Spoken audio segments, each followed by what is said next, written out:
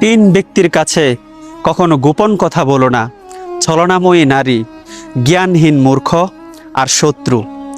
গোপন কথা মানে শুধু কিছু শব্দ নয়, এর সাথে থাকে তোমার হৃদয়ের অংশ, তোমার বিশ্বাস, তোমার অশ্রু আর তোমার নীরব ব্যথা।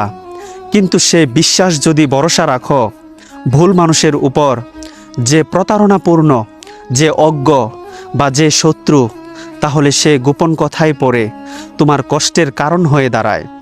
ছলনাময়ী নারী তোমার হাসিতে সাড়া দিবে, কিন্তু অন্তরে রাখবে হিসাবের খাতা। জ্ঞানহীন মানুষ গোপন কথার মূল্য বুঝে না, তাই অজান্তেই তা ছড়িয়ে দেয় আগুনের মতো। আর শত্রু, সে তোমার অশ্রুসিক্ত কথাকে অস্ত্র হিসাবে ব্যবহার করতে জানে।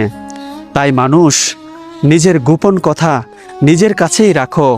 মনে রেখো, সব কান শোনার জন্য হয় না, আর সব হৃদয় তা বহন করার শক্তি রাখে না।